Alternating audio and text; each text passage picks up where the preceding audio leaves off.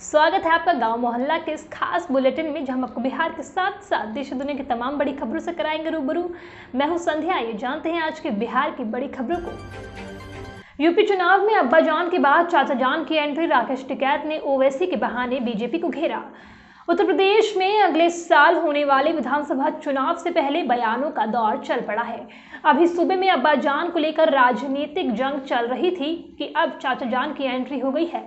भारतीय किसान यूनियन के राकेश टिकैत ने हापुड़ में एक रैली के दौरान एआईएमआईएम प्रमुख असदुद्दीन ओवैसी को भारतीय जनता पार्टी का चाचा जान बताया। आरटीपीएस ऑनलाइन का सर्वर नहीं कर रहा काम। 15 दिन से लोगों का नहीं बन रहा है आवासीय, जातीय और आय प्रमाण पत्र। आरटीपीएस काउंटर से प्रमाण पत्र नहीं बनने से लोगों में खासी नाराजगी देखी जा रही है। काउंटर लगभग 15 दिनों से बंद है। 3000 से अधिक प्रमाण पत्र लटका हुआ है। प्रखंड क्षेत्र में पंचायत चुनाव एवं छात्रों के नामांकन के समय जाति प्रमाण पत्र, आवासीय प्रमाण पत्र, आय प्रमाण पत्र की आवश्यकता होती है। लोग सुबह से ही प्रखंड मुख्यालय आते हैं, इंतजार कर निराश होकर वापस चले जाते हैं। वहीं आरटीपीएस ने साइट पर जानकारी दी है कि मेंटेनेंस कार्यों की वजह से काम नहीं हो पा रहा है।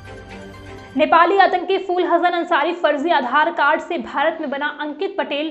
पुलिस के खुलासे के बाद मचा हड़कंप। नेपाल में बम विस्फोट के आरोपित रहे आतंकी फूल हसन अंसारी को सोमवार को भारत सीमा से सटे नेपाल के परसा में पुलिस ने गिरफ्तार कर लिया। वीरगंज महानगर पालिका वार्ड संख्या 24 के निवासी रहे 33 वर्षीय फूल हसन अंसारी की अपराध की लंबी सूची है। नेपाल में वह हत्या के मामले में उम्र कैद की सजा काट चुका है। बिहार पंचायत चुनाव, सरपंच के अधिकार बढ़े तो पद के लिए भी बड़ी दावेदारी। एक सीट पर औसतन 6-7 प्रत्याशी। राज्य में ग्राम पंचायत व्यवस्था में सरपंचों के अधिकार बढ़ाए जाने के बाद अब इस पद के लिए भी दावेदारों की संख्या अप्रत्याशित रूप से बढ़ गई है।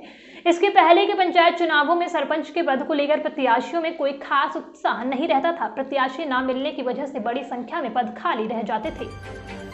जमालपुर रेल इंजन कारखाने में हुए वैगन घोटाले में ईडी की कार्यवाही तेज। रिमांड पर लिए गए 2 आरोपित। रेल इंजन कारखाना जमालपुर में हुए 34 करोड़ रुपए के वैगन घोटाला मामले में गिरफ्तार 2 आरोपितों को ईडी ने मंगलवार को रिमांड पर लिया।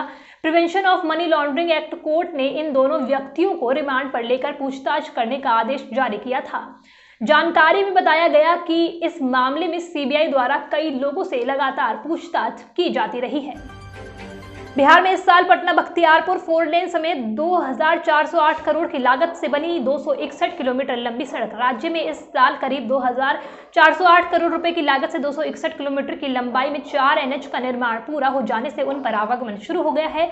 इनमें 4 लेन पटना बख्तियारपुर, 2 लेन मुजफ्फरपुर से सोनबरसा, 2 लेन बिहार शरीफ बरबीघा मोकामो और 2 लेन छपरा रेवा घाट मुजफ्फरपुर एनएच शामिल है। गिरफ्तारी से बचने के लिए कोर्ट पहुंचे प्रिंस राज। चिराग ने कहा, जो दोषी है उसे मिलनी चाहिए सजा।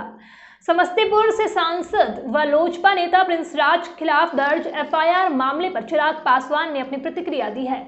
चिराग ने दोषी को सजा देने की मांग की है। वहीं एफआईआर में अपने नाम के जिक्र को लेकर भी सफाई दी है।